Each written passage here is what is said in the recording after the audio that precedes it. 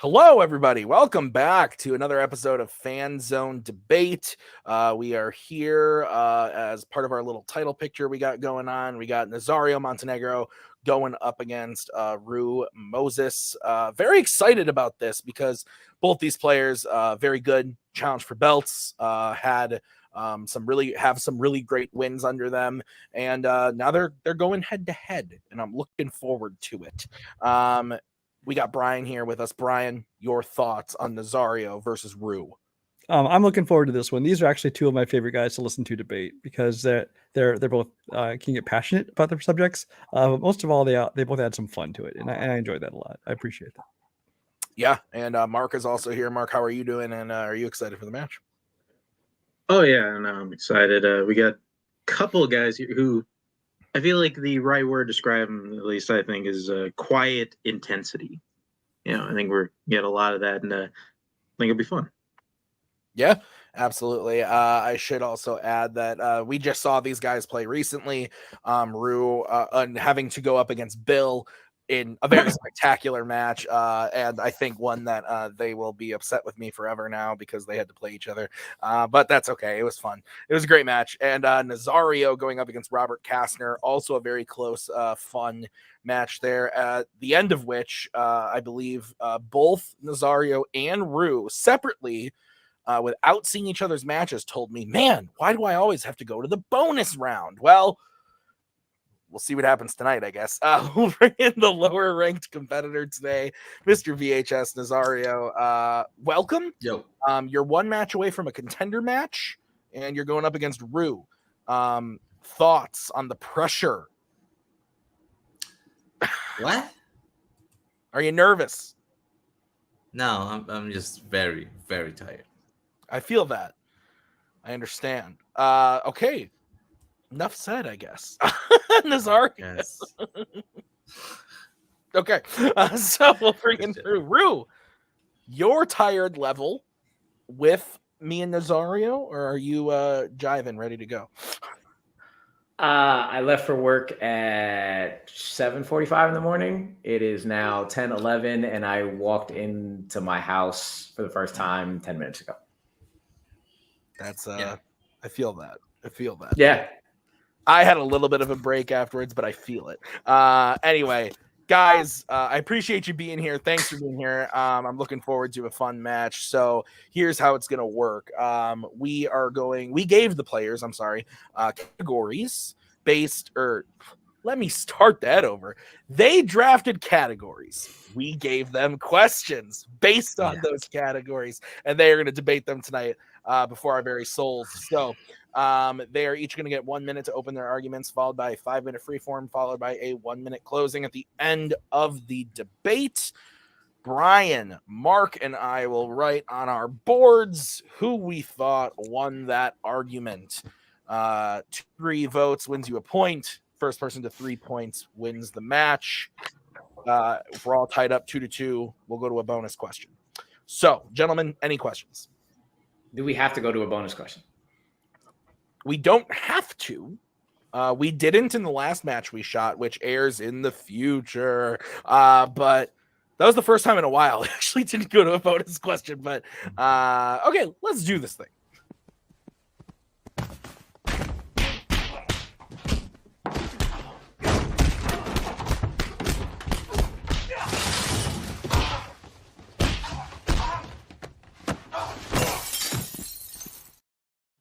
All right, we're going to kick this off, starting with Rue's first category that he drafted.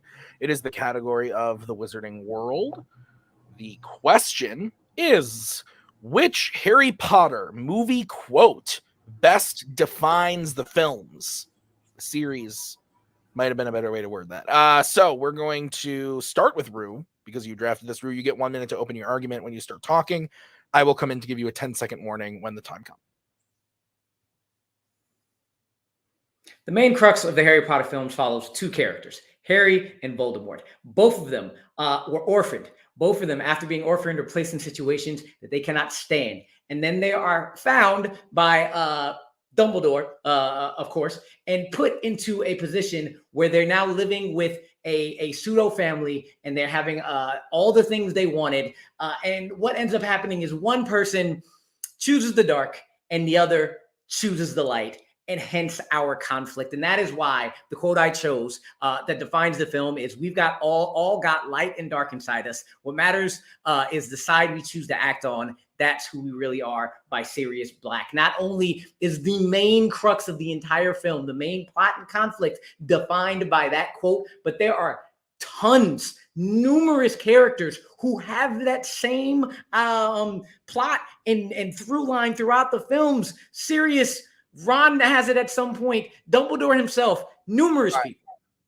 All right. We are going to move over to Nazario. Nazario, you have 1 minute to open your argument when you start talking. I believe that what's actually in the heart of these films, it's love, it's family, it's the desire for family, the desire for love, the desire for friendship, and how these good feelings that if you embrace them, they can take you out of any evil that may fall upon you, because they will give you strength. The quote that I selected is, happiness can be found even in the dark times, if only one remembers to turn on the light.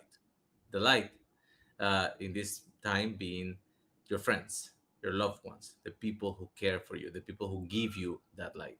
This line is spoken by Dumbledore in The Prisoner of Azkaban, and I think it represents the journey, because Harry Potter has had a pretty tough life, starting with being an orphan, being raised, if you can say that, by his uncle and aunt in a way that no one should be, and facing all this fame and stuff from being who he is.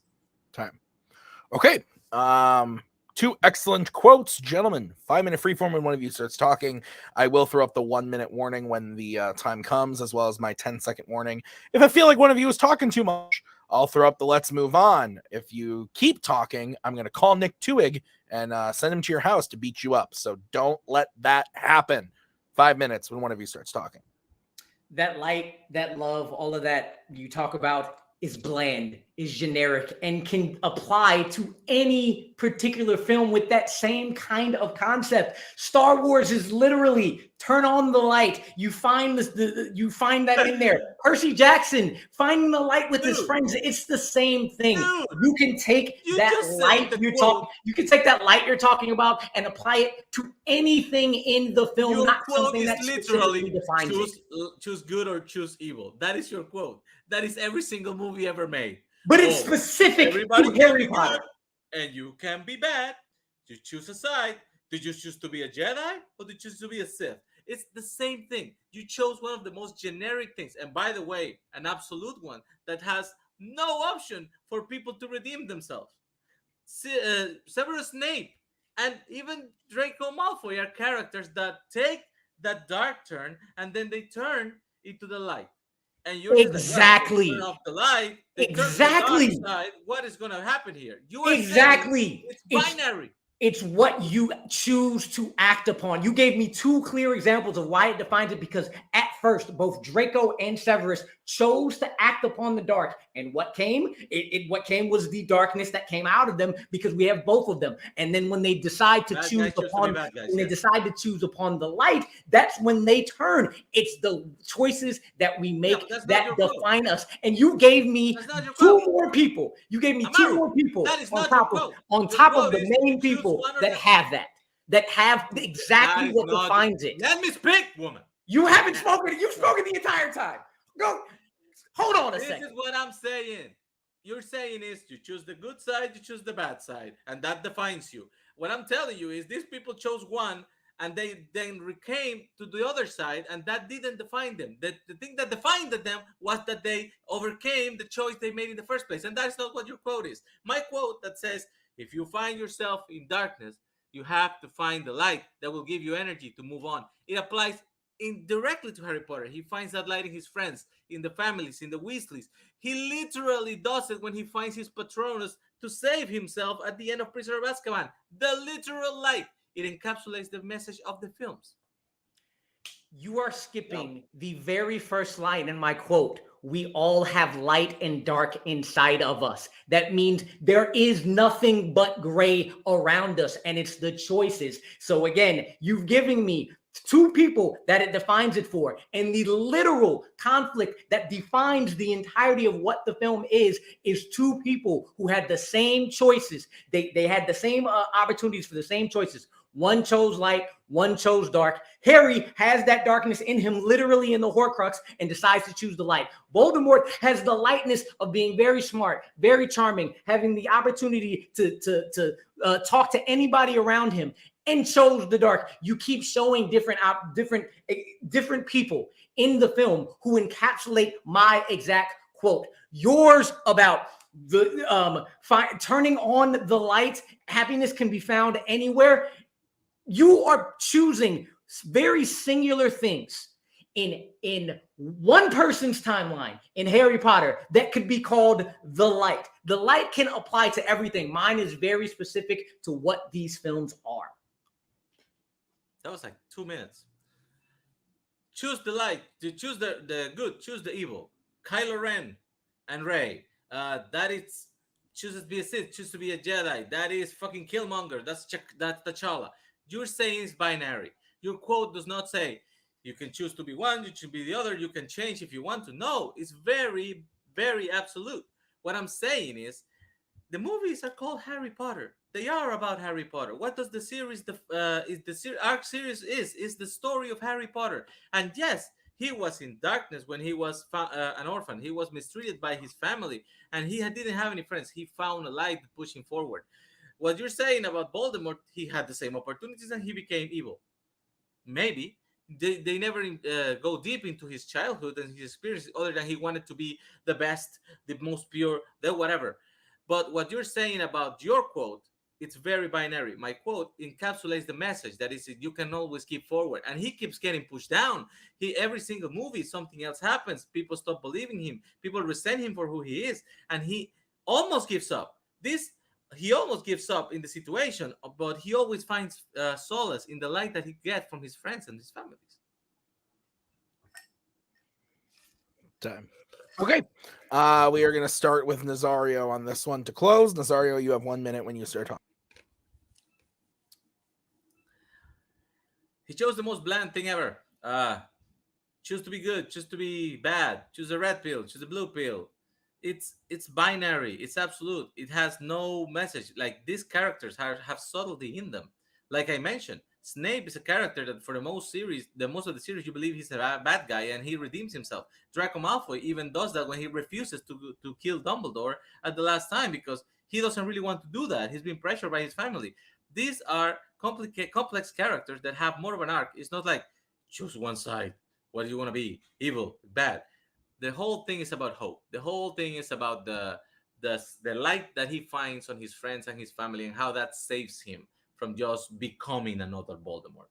Harry could have easily just let himself go and turn to that dark side and be Death Eater for Voldemort. But he didn't because he always found hope. Even when the times were darkest, even when he was living in a goddamn tent with two of his friends, he found a way to move forward with the light.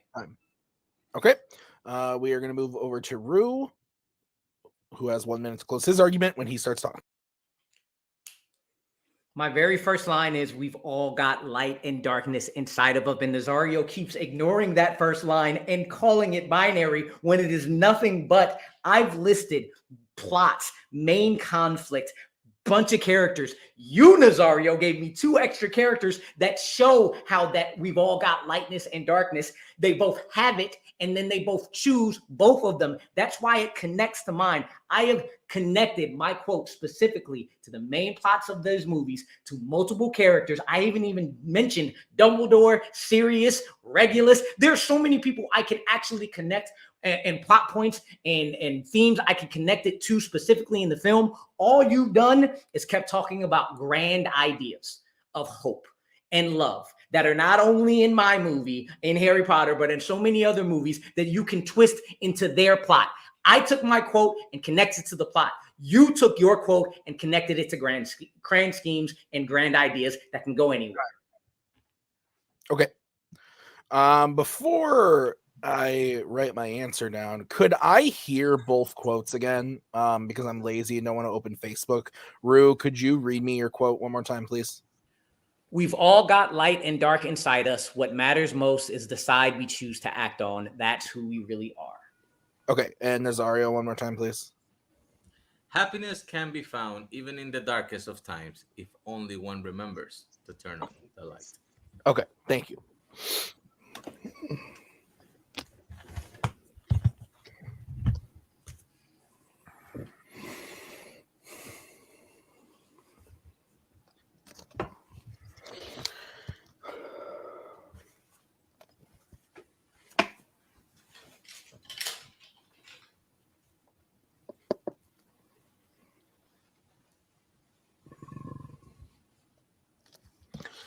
Okay. I'm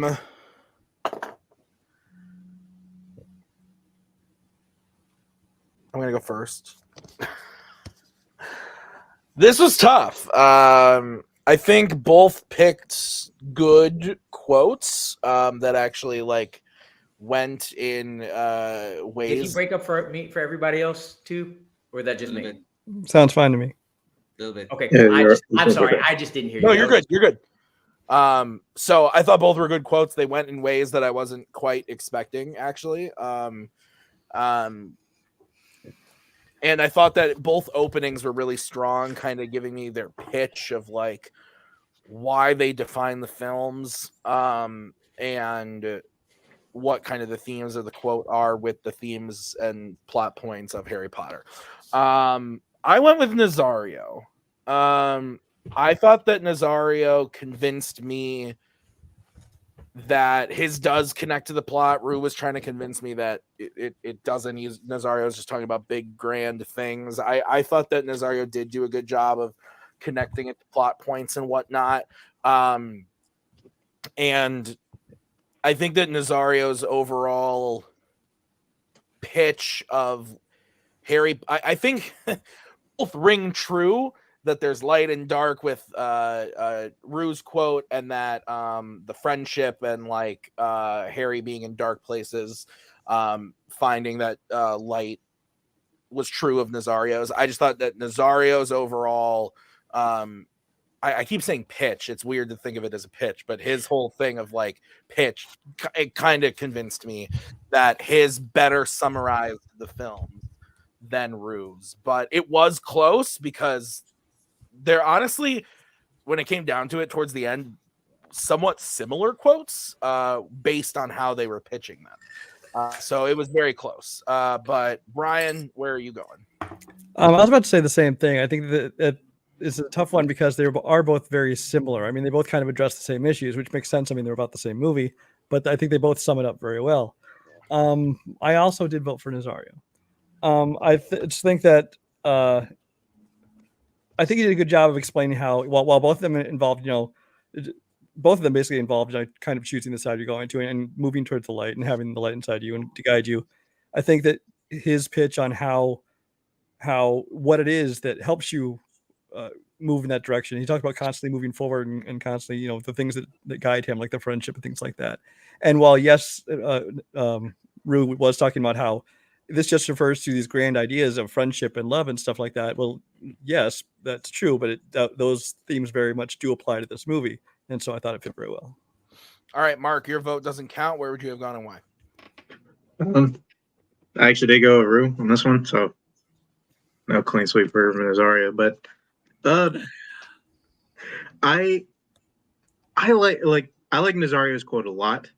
I think he pretty well explained how I think it, especially for Harry, I think his quote like it very much defines here. I think at least we're talking about the series. I think Rue's quote I think better defined the series, and even Nazario like kind of helped him argue that like in the middle of that. And Nazario also kept trying to like go that it was like there's a binary quote. Rue mentioned that a couple times that it wasn't. Kind of skipped over the first couple, but I think just as a whole, I think Rue's attacks I think work for me a little bit more than Nazario's in this case. All right, fair. That's why we have 3 judges. So No clean sweep, but Nazario does win the point, and we are going to move on to the next question, which was drafted by Nazario in the category of sports.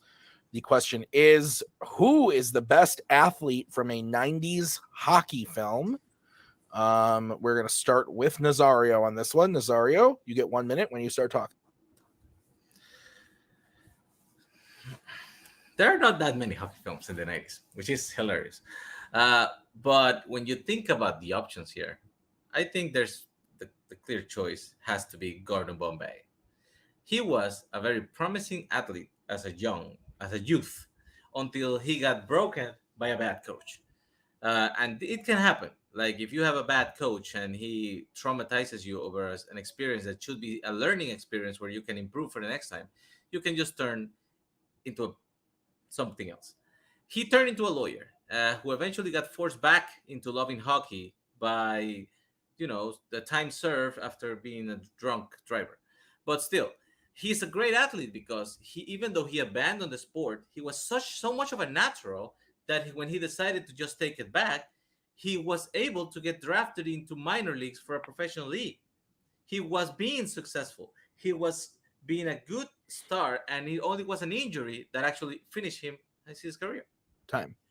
Okay, we are going to move over to Rue. Rue, you have 1 minute when you start talking. When you talk about overall being the best overall athlete, you can't be good at just one particular athletic skill. You have to be strong. You have to be fast. You have to be agile. You have to be balanced. You have to have good hand-eye coordination. You have to be mentally strong. You have to push through adversity. And there's no hockey player in a 90s film that does that better than the best hockey player on the hockey team that deals with the best conditions to form an athlete, and that's Connor Banks from Mystery, Alaska. The first scene you see him do is shoot hockey pucks in below 10-degree weather at hanging cans from a goal, and he's hitting them dead on every time. He is the fastest person on that squad with the most control. He is the best scorer. He is the most agile person on the team. He is overall the best, and does so well with no professional experience, damn near carries his team to beating a professional sports team with no experience. Okay. All right, guys. 5 minute free form when one of you starts talking. The first thing you said, he had to be very good at several things, and he just couldn't hang with the Rangers, man. If you watch that film, you can see that Connor Banks was beyond his prime age-wise. He was the biggest star on the pond, true, but he was fatigued and he couldn't embrace the big moment in the end. He almost carried it. Like, there are many close calls in life, but he missed the goal that he was supposed to do. He was supposed to be the star of that team, and he missed it. And also, he couldn't have the speed and the energy to keep up with the Rangers. So why would you think he would be the best athlete? I'm sorry. Are you talking about the Ranger squad who had to go inside, who had to take their entire 5-squad team and go inside for minutes at a time because they couldn't take the cold, nor could they take the elevation? They didn't have the stamina. This man has been playing Saturday after Saturday after Saturday after Saturday for years upon years on a bigger pond and stayed in the game the entire time, scoring the very first goal and coming just as close as your character, Gordon Bombay. The only time we actually see him do anything as a child and come up with the same thing. And guess what? He's still got it. He's still barely. We see him take. We say him get injured off of one legal hit, meaning his body was not upward. You talk about past his prime. The dude was old. He spent so many years not doing anything. He cannot be a peak athlete, more athletic than somebody who has more stamina because of the cold, who can skate longer because it's a bigger pond, scored the first goal against the Rangers, and then immediately, with no experience, got given a minor league hockey contract after one game. You talk about natural talent. This dude has so much natural talent. He was given a contract with no professional experience. He got that contract as a stunt, as a publicity stunt. You think the Rangers are going to go to Mystery, Alaska for no reason and come back empty-handed? They took the two guys who were the least crappy. Everybody in that place was playing the weather they learned to play in. That's why they were holding their breath, like you say, better than the Rangers. That doesn't mean they can hold on a professional regular schedule. That is why he was winded at the end of the game, and is why he missed the game. What I'm saying is that how do Bombay you become a I better am still athlete? speaking. I am And still speaking. Yeah, I thought you were done. Just keep going. I thought you were done. Gordon Bombay was such a natural that he was a star when he was a kid. He stopped cold turkey because of the situation that was traumatizing to him. He did not practice, he did not train for years. And as soon as he decided, you know what, I went back into this thing, he played he went back to the minors and he got higher on the spot. And he was carrying his minor team, as you can see in the beginning of Mighty Dogs 2, until he gets an injury like so many athletes have that ruin his knee, and then that's career over. But he did not have the continuous stamina training, the continuous practice every Saturday on the pond. He took a cold break for years, and it was still good enough to get signed, carry his team. And yet a guy who had no professional experience is more athletic, has more natural talent, has more practice, has more training, and can get farther than your guy ever did playing against a professional team with no professional experience. He played against the New York Rangers, scored the first goal first goal against the New York Rangers, almost tied the New York Rangers because they couldn't keep up with him, and then got signed just the same way you say your guy did. But your guy actually didn't train. He took all that off. There is no way you are a better athlete when you don't have the training. Connor Banks has all the skills that Gordon Bombay has, but has the training and practice to back it up to make him better. That does not compute. He's a natural athlete because he didn't have all the practice. He didn't have all the stamina exercise, and he got farther because he got signed and he was playing for the team. Your guy got into an exhibition match. The baker in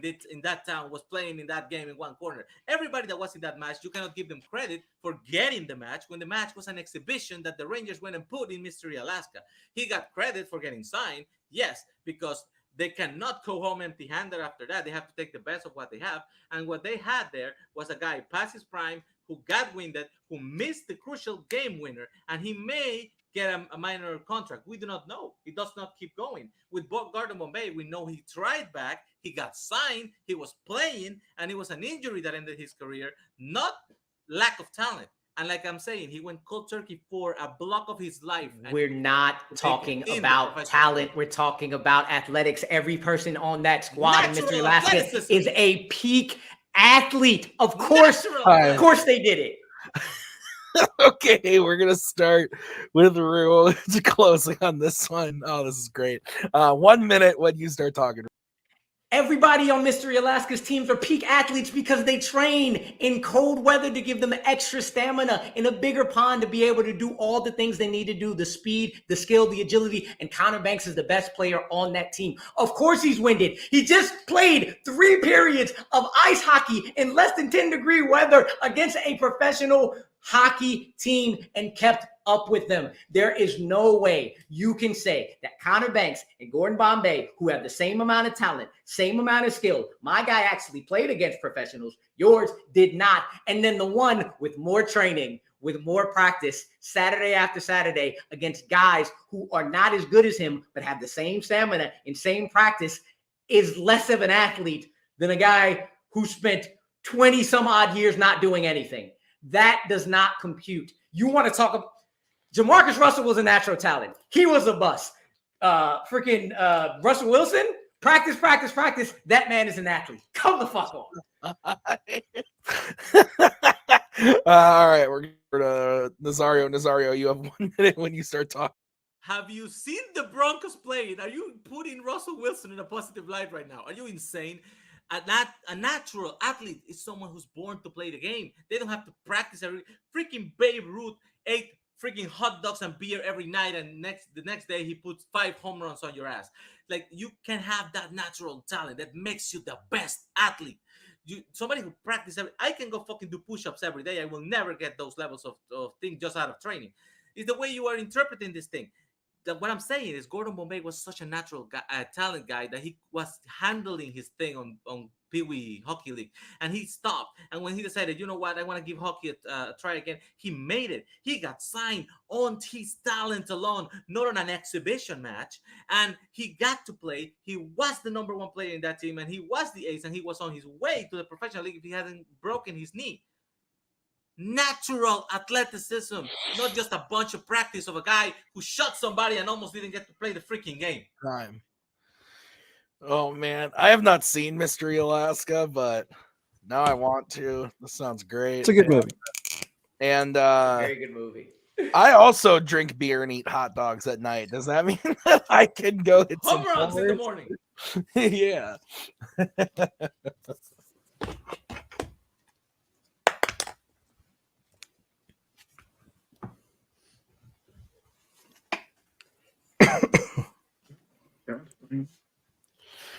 All right, we ready? Hey. All right. If we're ready to go, Mark, you can kick it off. Alrighty. I like this question a lot. Really glad. Although it was for hockey films, so it's narrow range. But either way, I went with Nazario. I like that, just because the way we had to argue this one, we kind of had to. We had to kind of at least it made both people be a little bit more creative, and then we're not just talking about who's the best at it, who just kind of has that raw talent. And I feel like that the point that Nazario made, and how basically Bombay more or less came off the couch and almost made a professional team, is kind of the point that sealed it for me. And Rue did not really have a good comeback for that. It was basically trying to swing the argument around, and which I just didn't 100% buy. And then honestly sealed it with the Babe Ruth comment for me. So yeah, I did go with Nazario. I'm sorry, guys. 1 second, guys. I'm sorry. We'll cut here. I'll be right back. Sorry about that. Okay. So not gonna lie, missed about half of Mark's explanation because I was talking to my wife. So I went with Rue. I thought that this kind of turned into, it was interesting. Really enjoyed the back and forth, a lot of fun. This is the fireworks I wanted to see. And I honestly, I haven't seen Mighty Ducks in a while, the trilogy in a while. So I actually forgot about the whole Bombay going into the minors thing from those movies. So it felt very fresh for me, and I had Mystery Alaska. So I was going a lot based off the arguments. And Nazario was kind of doing a basing it a lot on just pure talent, athleticism that you can anybody can have it. I really liked his example of I could go do push-ups every day and I'm never going to be able to be this crazy athlete. But I thought that Rue's argument of this is a guy who Banks is a guy who went toe-to-toe with professionals in harsh conditions while being crazy athletic and actually earned their respect, got a goal against them, and then was able to get signed by them, proved to me why he was the better athlete. So again, another close one, but I had to go with this one. So Brian, do you still agree with me, or are you going to side with Mark this time? Mark likes this question because he wasn't there for the baseball version. I would like to thank both of you for not picking an actual athlete who happened to be in a movie and making a semantic argument, because that was a clusterfuck. So yeah. Honestly, I felt like the main part of the debate was kind of a wash. I think they both made good points in the middle. What got me actually was, so I went back to the openings, in which case I actually thought Rue did a better opening in terms of just totally pitched me on his character's athleticism and how he was so well-rounded, and he had, kind of could do everything that needed to be done. And yeah, so it just leaned a little bit in the Rue's direction. Okay, so it is 1-1, and we have won each other's questions. This is my favorite type of match. I know the players hate it, but I love it. So we're tied up 1-1, and we're moving on to the next question, which Nazario is really excited about. This is in the category of, I want to say, actors and actresses. I want to Yes. say was the Yes. category. And the question is, which pre 2003 Tay Diggs relationship was the most likely to last? We're this one, Rue. You have 1 minute to open when you start talking. I chose Harper and Jordan from the Best Man franchise because one, there is nobody on screen with Tay Diggs that has more sexual chemistry and relationship chemistry than Harper and Jordan, period. And that is a must. But also, the two of them know each other thick and thin. The good, the bad, and the ugly. They communicate with each other. They're the first person they go with. Jordan was the first person to read Harper's book, and they know everything about that about each other. The good in the relationships, the bad in the relationships. So when they have a relationship, they are they're gonna be so good because they're in that honeymoon phase of finally getting together. But more than that, more importantly, every married person on this call knows it's not just about the good, it's about how you deal with the bad. And Harper and Jordan have been past the bullshit already.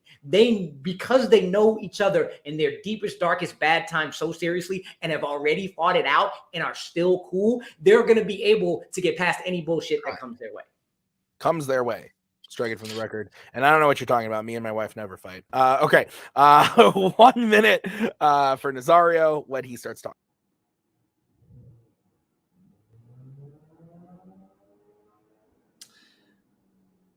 Okay. I picked Andre and Sid from the film Brown Sugar. Why? Because it's a story about a love that has grown from childhood.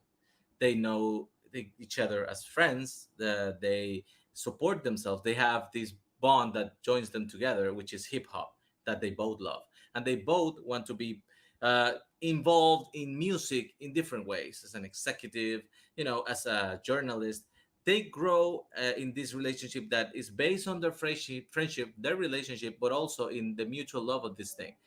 And they don't find each other so fast. They have relationship with other people. They actually get married on one side, and it takes them a while because sometimes that is what lasting relationships do. They take a while to get started, but when they finally understand that they are each other's completing halves, that is a moment when you know that they're going to be together forever. Time. Okay. 5 minute freeform when one of you starts talking. The thing about I both of thought our couples I thought is your that character was you getting just married ended. before. Calm down. I start this. The thing about both of Okay. our couples is that they have that same kind of dynamic where everybody's like, you all should be getting together and taking forever to do it. The thing about Dre and Sid, though, that relationship they've had their whole life is nothing but friendship phase. That's all they've ever done. They've never dealt with relationship conflict. That is so different than friendship concept. And because they don't communicate with each other for so long, most Steph characters and Queen Latifah's character throughout the entire movie, I was like, why aren't you with Dre? Why aren't you Sid? And they keep pushing it off.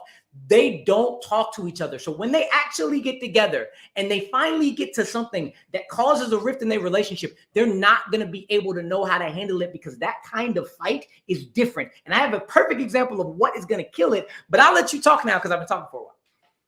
Okay. By the way, your character gets married to Robin. Jordan is the woman that he wanted to sleep with before, so I don't know why you are pitching that relationship, which is in existence in the film. There is a relationship. They one, actually, we're not going to argue that. They accepted my couple. So let's not do that. Second, But they're not a couple. You're talking about the past. We're not hypothesizing the past. We're I'm just hypothesizing telling the you, future. your So I'm couple not going is to not a argue that couple. point. My choice was accepted. Give me something else. I'm telling you, your couple is not a couple. She is the woman that almost hooked up with him when they were That word back doesn't say in couple. It says relationship. relationship. Okay, it's gonna last. How it's gonna last if they aren't together in the film? The fact that he kissed her almost broke his current relationship with Robin, and he ends up the film forgiven by Robin, marrying Robin in the series. He never goes back to Jordan. So how is that most likely to last? Again, we are hypothesizing the future, so it doesn't matter how it gets there. Once they're together, what will last? And In that your same kind of fictional world conflict that is not supported by the film. that same relationship that Dre and Sid have, it's what Harper and Jordan have. Robin never fits in with the group because she knows that Dre and Harper and Jordan have that kind of connection, the connection that they were going to sleep with each other in that film, and they hooked up in the past. And everybody says you two should be together anyway. It's the same kind of relationship Dre and Sid have. So that strength that you talk about for Dre and Sid is the same strength that Harper and Jordan have that is going to make them last. That's why they would last if they had a relationship in the future, because that's what we're hypothesizing here. Would, if not in the movie, in another dimension. Cool. Andrew and Sid actually have a relationship. They are friends. They love hip hop. They grow up together. They have that almost happen, not really happen thing several times. But when one gets married and the other feels like she needs to intervene, she gets cold feet and she doesn't. She hooks up with somebody else for a while until he realizes that he loves her, and then she's already in another relationship. It's close calls, but they never stop being friends. They never stop being supportive to each other. When Andre realizes that his wife is cheating on him, they actually sleep together and they realize what they have been missing all this time.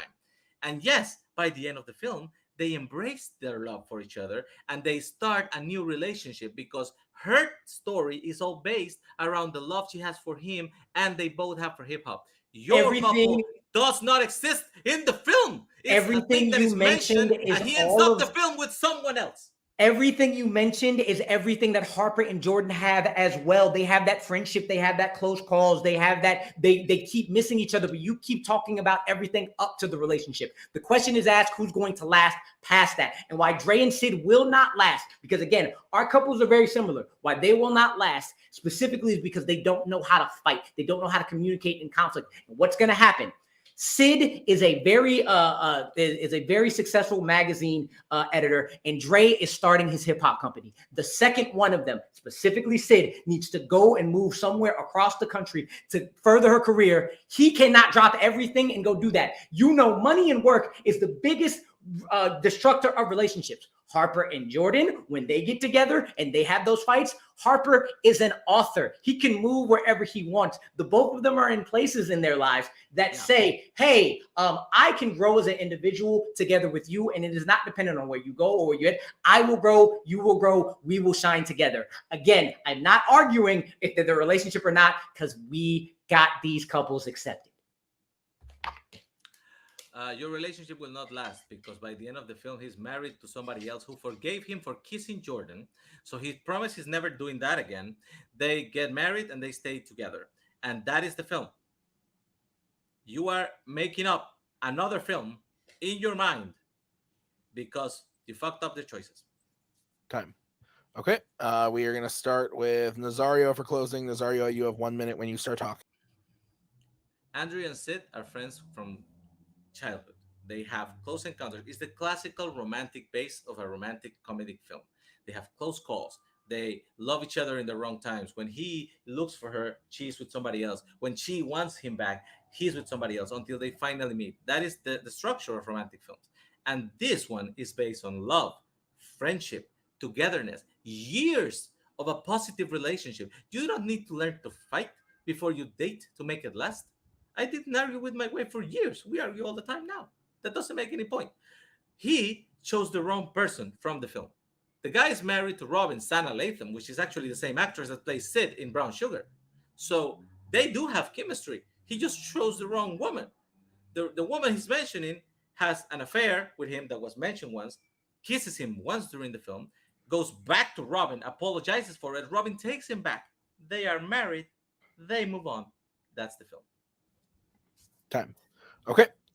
We are going to move over to Rue. Rue, you have 1 minute when you start talking. I've heard Nas says you don't have to fight before you get together. He was married through the film, but the question is asking which is the most likely to last. That means we need to think about their future. And I haven't heard Nas say one thing for his couple or against my couple that's going to say why their future relationship was going to be the most likely to last. I haven't heard a thing. What I have mentioned about Harper and Jordan is their relationship would last is because they have that same close call friendship, knowing each other intimately, details that would make them work and give them in that honeymoon phase in that relationship. But they also know how to communicate through conflict. The very last conflict of the best man between them, Harper is being an asshole. Jordan takes him to task, and Harper then says, shit, yeah, you're right. That's what makes relationships last. Communication, fighting through adversity, and that love and chemistry that Harper and Jordan have. Time. Okay.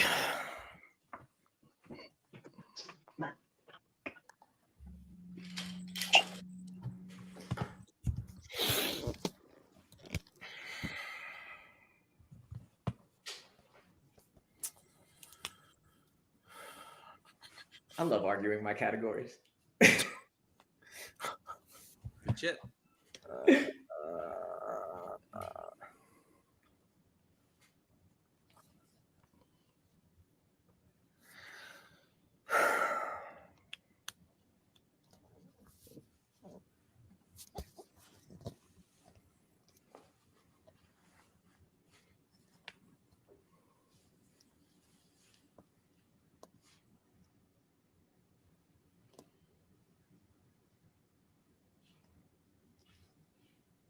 Okay.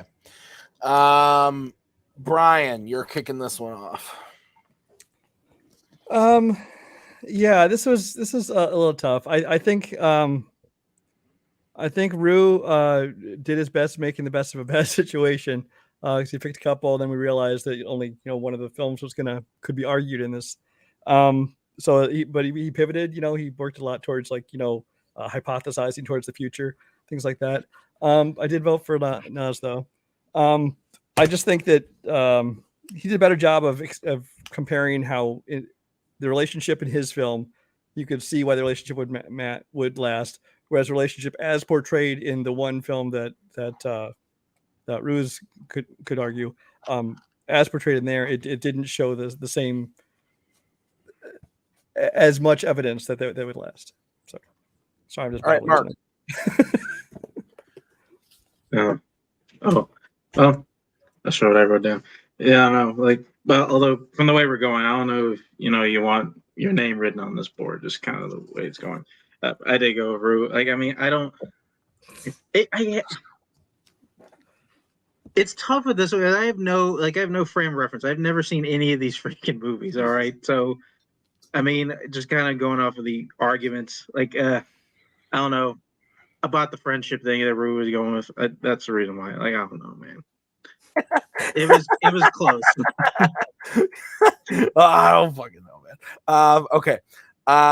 So I will say one thing. I also have not seen these movies. And that being said, I think that I disagree with Brian where he was saying that Rue had to pivot and everything. I'm not sure that that's the case. Because while they were talking, I went and looked at what the movie plot points in the Wikipedias and stuff and checked Rue's answer. I'm like, did we mess something up?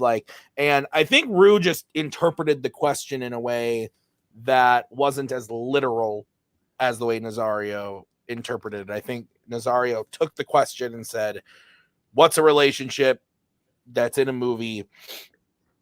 Which one's going to last? And Rue more took, from what I understand, two characters that have a relationship, but not necessarily I just broke the thing off my board. That's really sad.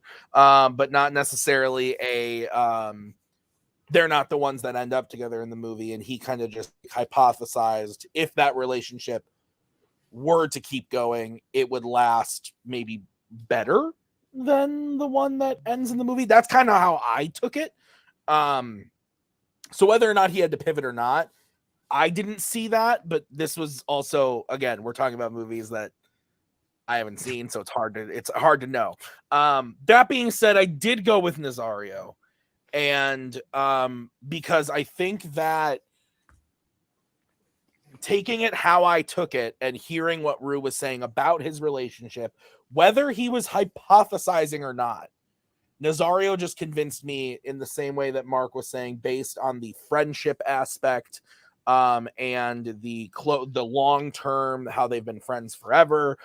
They know each other really well, and then that ends in something that's a lasting relationship.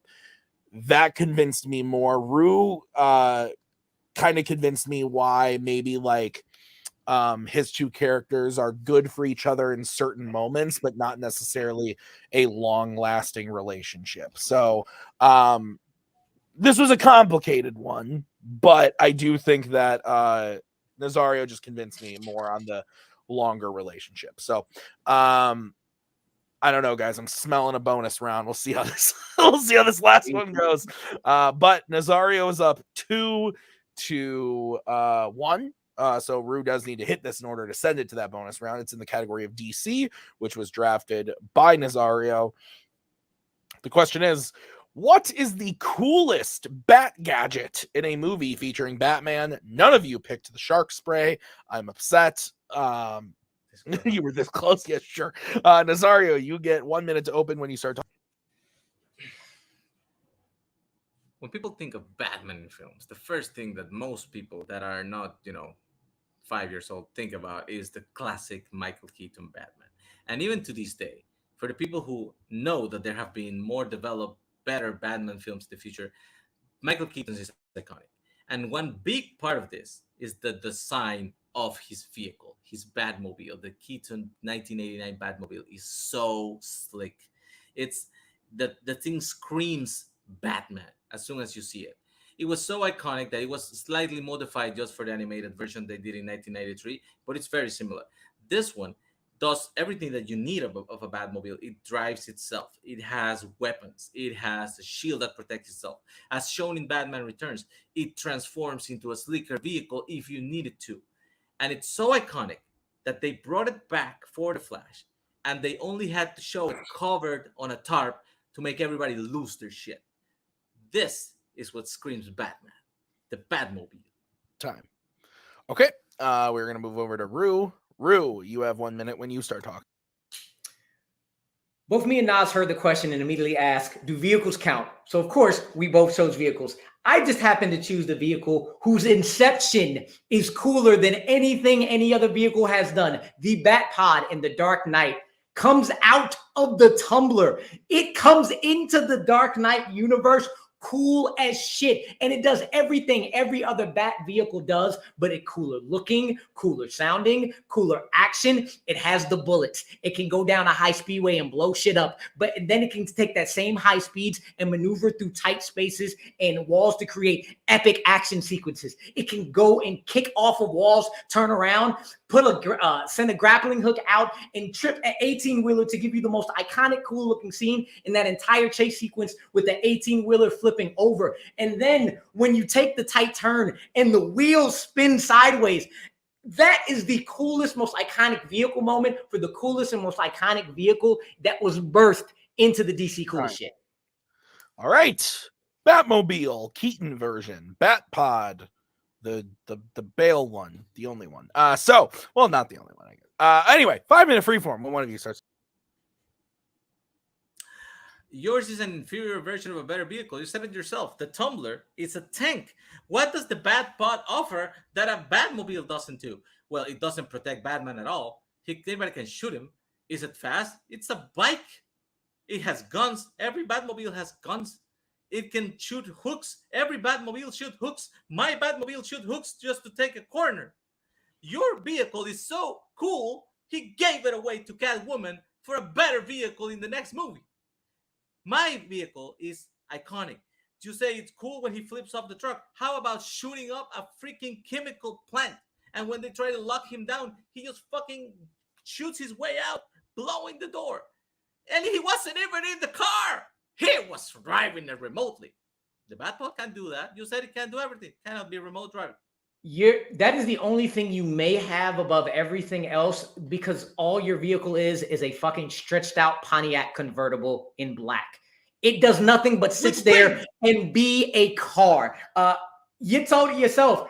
Your car can't even take tight corners without using a grappling hook, period. And then you talk about shields. Yes. All it does is sit there and look like a stiff armadillo. You are leaning on nostalgia and not on actual cool factor. You want to talk about gave it away? Yeah, he did.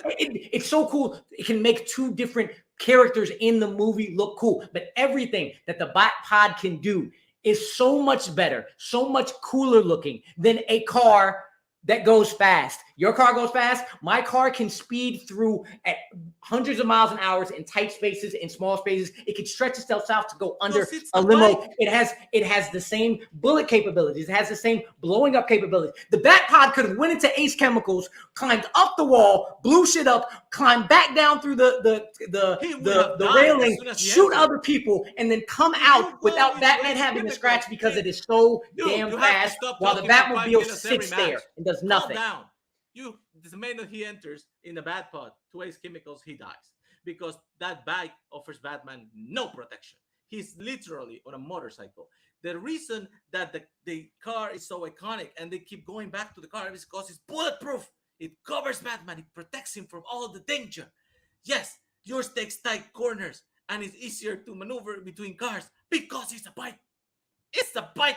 Mine is a car, but it's an armored car that looks fucking cool. It looks like a giant bat. And he can, yes, it looks like an armadillo. That is a cool fucking looking armadillo. And what we're saying is what is the coolest thing? It's sleek as fuck.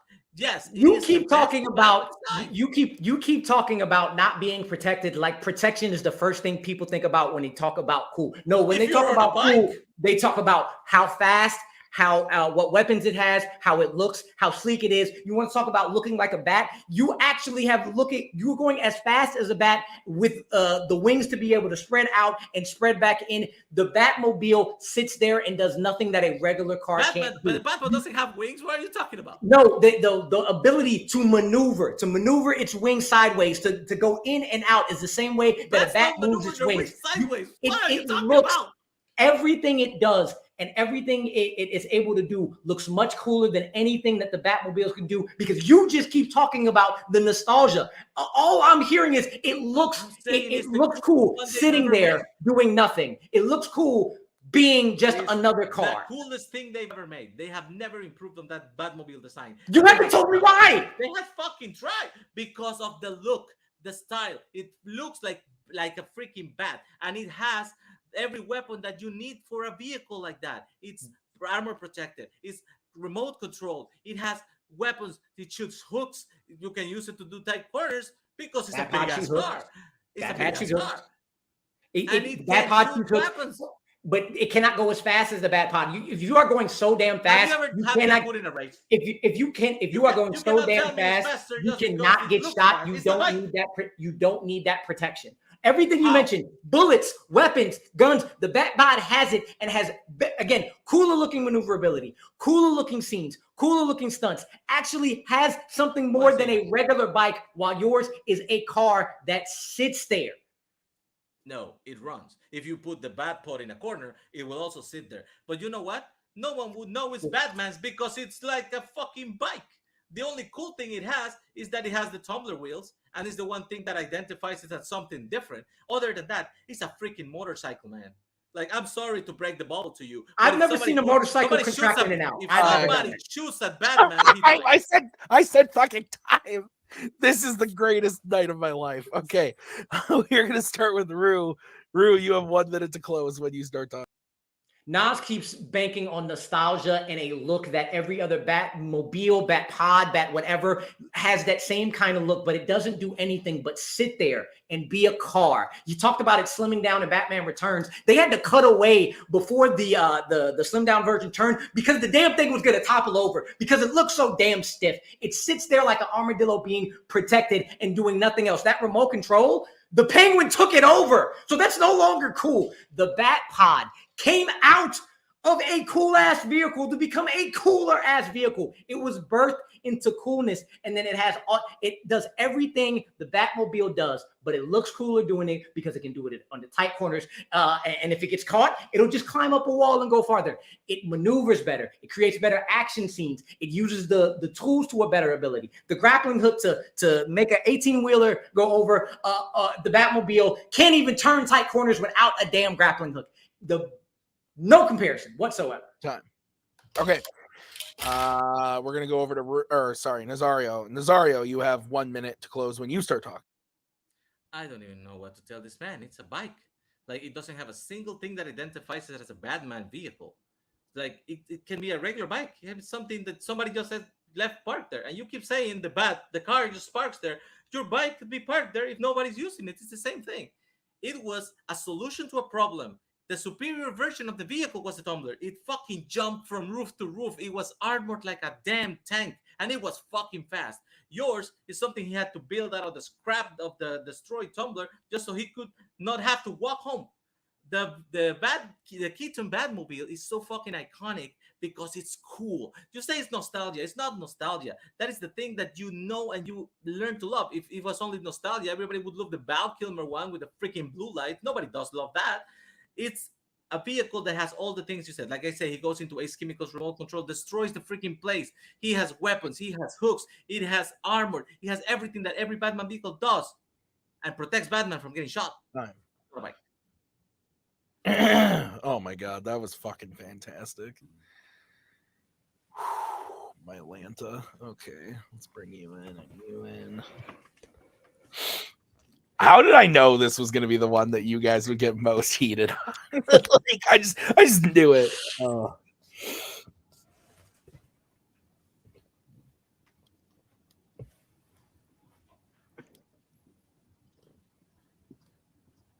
Can I vote for Nazamaru?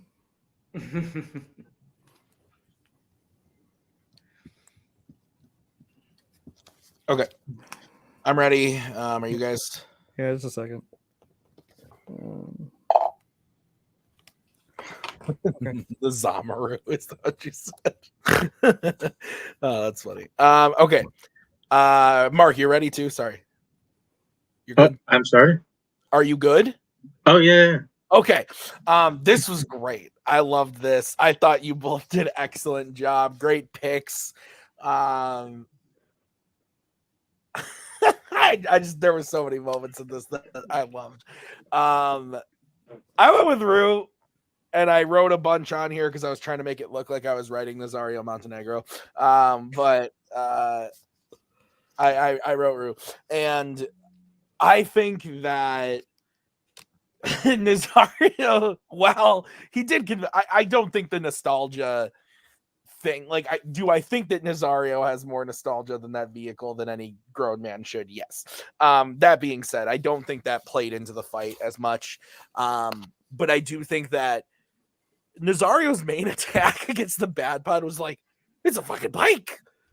Batman will get shot, and Nazario Rue was able to convince me that, like, okay, it's a bike, but it's a fucking cool bike. I also thought that Rue had a really good knock against Nazario, where Nazario was talking about, like, went on for a very long time about how Batman was able to remote control it and do all these crazy things with it and use the hook to, like, move and everything. And Rue was like, yeah, the Batpod has the maneuverability without needing that friggin' hook, and the Penguin, like, gets into the remote control thing that makes it instantly less cool. And I was like, yeah, he's not wrong. So I went with Rue. Brian. Yeah, so if the trend keeps up, if you voted for Rue, that means Mark voted for Nazario, and I voted for Rue. We'll see if it keeps up. Kind of the same things you already said. I think that Nazario made a great pitch for, that it looked the way that the Batmobile looked cool, especially, just seeing it like under a tarp made people lose their shit, that kind of stuff. And it was a very cool looking vehicle. But Rue went a little bit farther and said his looks cool, but it also just was cool. And things he could do, the way he could turn the wheels, the way he could drop down to go into things, where he could go up walls. I just think he did a much better pitch on how it just everything about it was cool beyond just the looks of it, and the abilities were more so. All right, Mark, does Brian predict the future? I don't know. We'll call you Brian Stradamus. That's awesome. I don't listen. I'm not going to say that only It's a Bike worked on me, but it was kind of one. I mean, I did think about that. Like, I don't know. Like, he isn't protected on there, and Batman gets shot at a lot. Like, I mean, that's not a it's not a terrible point. And I don't know, the remote control thing did work on me a bit. And like honestly, like the thing that Nazario like said at the beginning, like the bat pod is so cool. Like how he led to Catwoman at the end. The like I don't know, just weird points that just got me going Nazario, even though probably like the bat pod better. I'm more partial on the movie. All right. So this was nuts, guys. We're tied up 2-2. You each won each other's questions. I don't think Why did we even Nazario. do this? We should Yeah, just I don't do think it. this is crazy. We're going to the bonus question, and here's how it works. So I got a wheel, and I randomized between Fandom and Melee, and then I randomized once a side was picked. I randomized the remaining categories that weren't drafted for this match to get a category, and then I got you a question. I wrote a question for it. So I'm going to say the question, and then I will repeat the question a second time. Once I have repeated it a second time, you will be able to answer. You can use Google or the interwebs if you need it to come up with an answer. But whoever says their answer first will be going first in the debate. You will get 45 seconds to start. Then your opponent will get 45 seconds. Then you will get 30 seconds. Then the opponent will get 30 seconds. So we understand how this will work. Yes. Great. Done this before. Yeah, right. So the side that was randomized was Fandom. And the category that was randomized was Marvel/MCU. And the question is, what is the most disappointing MCU film from phases 1 through 3? So any film from Iron Man to Spider-Man Far From Home. Again, what is the most disappointing MCU film from phases 1 through 3? Guardians of the Galaxy Volume 2. Okay. Captain Marvel. Okay. So Guardians of the Galaxy Volume 2 versus Captain Marvel. I will be staying on screen for this to give you guys your countdowns. So give you your 10-second countdowns and whatnot. So Rue, you'll be going first as you said your answer first. So Rue, you have 45 seconds on the clock whenever you start talking.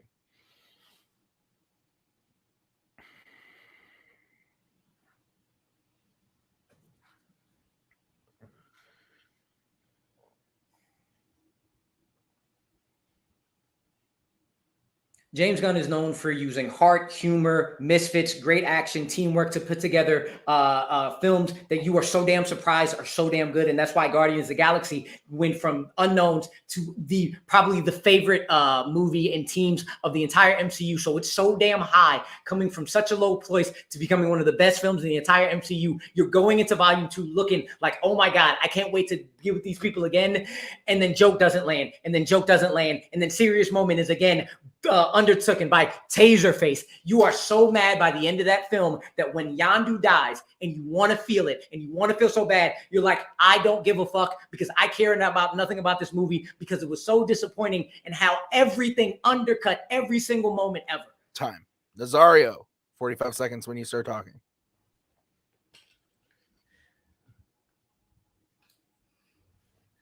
Captain Marvel was supposed to be the bridge between Infinity War and Endgame, and it was supposed to introduce this character that we never heard before, but it was so OP, overpowered, that it was going to be the thing that equalizes against Thanos. And what we get is a movie that is more inspired of doing 90s nostalgia than actually setting up a character. She's so stoic in this movie that she does not emote. You can never connect to her. They just tell you what happens to her, why she becomes who she becomes, and who were supposed to be her friends. She doesn't make meaningful connections with anybody because they made her be have amnesia. And even when she connects to the Rambos, she doesn't really have heart. It's a movie that doesn't set up anything that you want to keep seeing. It's a character that they tell you is super powerful. They don't make you connect with it at any level. Connect with it at any level. Strike it from the record. Rue, 30 seconds when you start talking.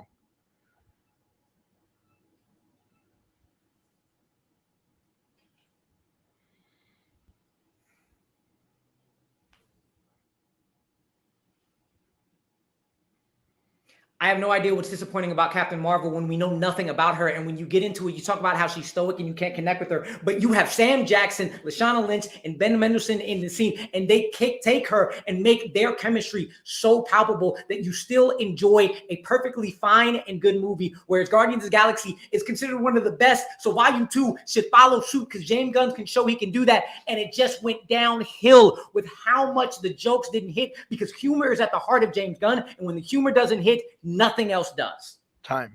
Nazario, 30 seconds. You keep saying that this movie didn't hit. Everybody loves Baby Groot. Everybody laughs at Taserface. Everybody says to this day, "I'm Mary Poppins, y'all." And the movie has a lot of heart. It's about him connecting with the creature that was supposed to be his father before he discovers that Jandu was his actual father.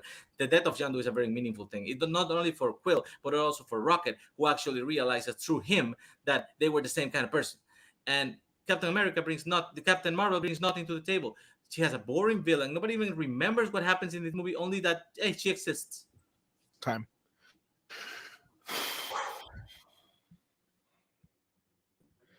Those were not the two picks that I was thinking of too when I wrote the question. So good shit, guys. Because those were two very, very good picks. Despite me liking both of the movies, that was great.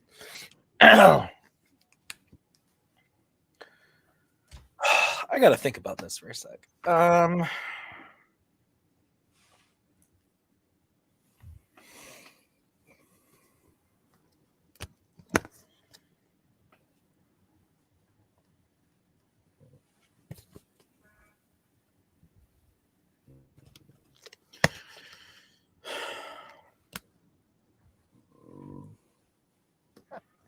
Yeah, okay.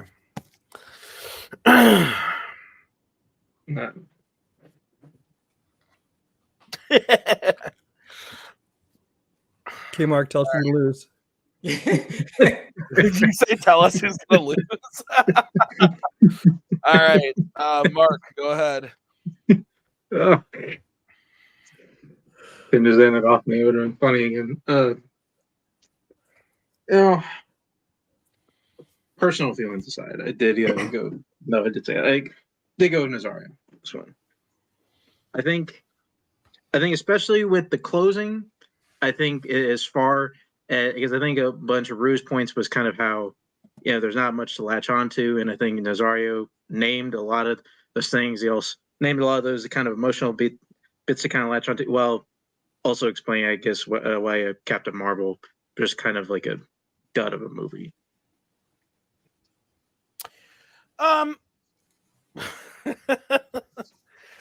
I agree and I disagree with some of what Mark just said. I think that Nazario did say why it was Captain Marvel was kind of a dud of a movie, but that's not the question. The question's not what's like the worst movie in the MCU phase 1 through 3. It's disappointing. And I think that Rue did touch on the disappointment factor right away from his whole opening, most of his whole opening, I should say, leaning into the first Guardians of the Galaxy, my second favorite MCU film, by the way, being my favorite Guardians movie. Well, yeah, being the huge surprise hit. And that I think that Rue actually touched on most of the things that are disappointing to me, that like jokes don't land as much as the first one. And I thought, and Nazario said, when he said Captain Marvel, I wasn't expecting it because I was thinking we were going to hear like Iron Man 2's Thor the Dark Worlds, but I guess those mostly would have fit into the maybe worst Iron Man 3 than the disappointing. And so when Nazario said Captain Marvel, I was like, huh. But then he brought up, it's supposed to be the bridge. They pitched it as like the bridge between Infinity War and Endgame, or Infinity Game, as Nazario so eloquently put it. So I think that Nazario did. I think they both did explain to me why their films were disappointing.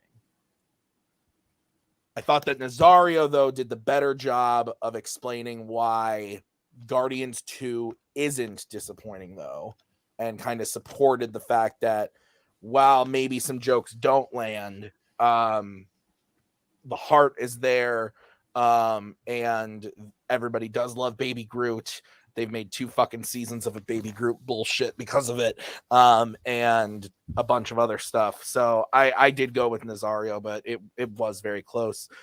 So we bucked the trend. But Brian, your vote doesn't count. Where would you have gone and why? Tim had to ruin the streak. I did vote Rue, actually. Wow. Okay. I think that Nazario did a very good job of pitching why Captain Marvel's not a great movie. I mean, compared to the rest of the MCU ones, at least, with overly stoic, overly nostalgic, the amnesia, plot line, things like that. But it is about disappointment, and I think that disappointment is expectations versus what you get. And I think that people didn't have huge expectations for Captain Marvel. And Rue, while I think he was being a little hyperbolic and going a little too far in how disappointing some of these things were in Guardians of the Galaxy, I don't know if he believes it or not. Maybe just argued it for the debate. No, I do. While I didn't agree with the extent of it, I do think that he made a good point of what we expected at first one versus what we got in number 2. What's the bigger disappointment? All right. Well, that means your winner is Nazario Montenegro. We are going to go into post match. We're going to start by talking to Rue. Holy shit, man. Lots of back and forth. You're winning each other's questions. Comes down to the bonus. This could possibly be the closest match of the season. Maybe. I don't know. This is insane. You guys were like on a whole nother level tonight. I think we do this again tomorrow night. Same questions. This could go differently. It's just this was nuts. I don't have a lot to say, but Rue, I think you played fucking fantastic as you always do. Your thoughts post match here, man. This is the second time this season where I'm pretty sure I lost 8 votes to 9 votes or something like that in a bonus round. Aside from Kirk and the one knockout he gave me, I don't think I've ever lost on anything other than a bonus round question in a split decision. And then the other thought I have is that I'm going to continue to choose my Black cinema categories that nobody else listens to. But the fucking problem is the judges don't know the damn movies either. So when you give your explanations, I'm like, oh my God, you've never seen these films. What are you talking about? I you picked Rush Hour, and I've seen Rush Hour. So and I've seen The Best Man. Just want to say that. No, that's fair. I hear you. You know how close that friendship is between Harper and Jordan. But anyway, so that one always frustrates me a little bit, but not to the point where I'm like bitching about it. But I'm just like, damn. Oh, I know I'm right here. Though I will say I was mad he picked Dre and Sid because that's the right choice. That is the right choice. That was my choice, and I didn't think he was going to take it because I didn't feel like he knew the movies, and he said it. I was like, fuck, I need to find another way. And then the more I thought about it, the more I was like, Harper and Jordan work because Sid and Dre would not be able to last. They don't know how to be a couple. But anyway, other than that, it's man. I love debating. I will continue to debate. It's just I want just a regular damn win. That's fair. I would like one because I feel like I might have the closest win-loss margin of anybody.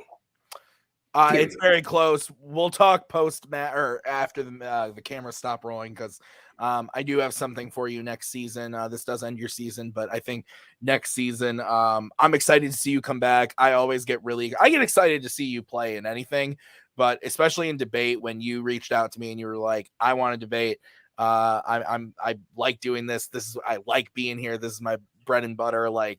And you've proven it time and time again. And it's always a close call. And that sucks when it's always a close call either way. But when you have a certain record, you always end up going up against some of the best people when you get to this point, like close to contender matches and stuff. But I think you're one of the best that we have in the league, Gru. That's why you've challenged the belt. That's why you'll keep playing, and you will get more wins on the record. I'm sure of it. So, still a positive record. We'll talk about it, like I said, when the cameras stop rolling. But we'll see you next season, Rue. I can't wait till we see you. Thank you for being here as we bring in Mr. VHS Nazario, another player who just continues to show up and crush it in his wins and his losses. Another really close one tonight, and it happened to be the win. It really could have gone either way. Like I said to Rue, the judges, we were off base all night with each other. Well, one of us was off base with the other ones all night until We the got end. a single sweep. Yeah. So Nazario, how are you feeling? You're moving on to the contender match. What are your thoughts? I'm glad I didn't watch those movies. They look boring. And I'm just glad that when I was reading those Wikipedias, I realized that he picked somebody he didn't actually become a couple with in the film. So I don't know what maybe the sequel, there's a sequel like 10 years later, and also like some specials in Peacock or whatever. I don't know. But the thing is, for the one that qualified, that was totally wrong. Also, what the fuck, guys? Look at this beautiful fucking thing. Look I at never this said thing. it wasn't beautiful. Are you telling me a fucking bike is cooler than this shit? Yeah. It is not. And he kept saying it goes up walls. It bounced off a wall once. That's what it did. What is happening with people in this world? I don't even know who I'm playing next. It's whatever it is. I just wish it ends in the regular questions because I'm fucking tired. It's 11:30. This has been 90 minutes. Well, let me tell you, Nazario, you're going up against last week's winner. That is, spoiler alert, Jack Pinchuk. How? Right. That is a great question. I think he would say how, because he beat Will Cohen and then he beat Alex Martinez. It was like a negative record versus a positive record bracket type of Okay. situation. Alex is cool though. I will too. It's fucking weird that Jack is the one that made it out. He played well, so and now you're playing him. Do you think that'll go to the bonus, or you think you got a knockout? I don't know. He likes weird fucking shit and old fucking shit. So he's probably gonna pick a bunch of other movies that He I already won't watch either. He already drafted Oscars and classics, so he can't do that against you. Thank God. So well, we'll see. Like you know, you have to adapt. You bounce, and you figure it out. You know, Yeah. There's a lot of information in the internet for people who don't want to watch movies. That's the motto of that Kingsman group, I think. I'm sorry, the Rogue Nation. Abomination. Abomination. Buy my Nazario, shit. congrats on the win. We're gonna see you in the #1 contenders match. Actually, one more question. The last time you played for the title once. You went up against Mr. Kolakowski. The current champion, though, is Cody Newberry. So let's say you beat Jack. There's Batman. Your thoughts on potentially going up against Mr. Newberry in a debate? Because that sounds explosive as fuck. Is it time? It's fucking finally time? Like, I've been waiting for that shit for fucking years. I hope it I'm happens. gonna make him lose his shit. He doesn't even care if he wins. He just wants to make his head explode. That's amazing. Yes. If Mike Kennedy won one with Cody, Yeah, that is my goal. Like, I just want to make the guy lose his shit on screen. Well, I think if Holtzman did it, I'm sure you can. So Nazario, congrats on the win. Let's get final thoughts from Mark first. Yeah, it's a good match. I will say though, both competitors brought up points in which they were upset that they lost. I just want to remind both of them, I voted for you. Just remember me, judge of the people. Brian, final thoughts from you. I'm just glad that nobody pouted or got hostile after they lost a point. Oh my Because god, that's obnoxious. that that's in the future. Well, you guys will see it soon. Yeah, look forward to that, folks. Oh my god.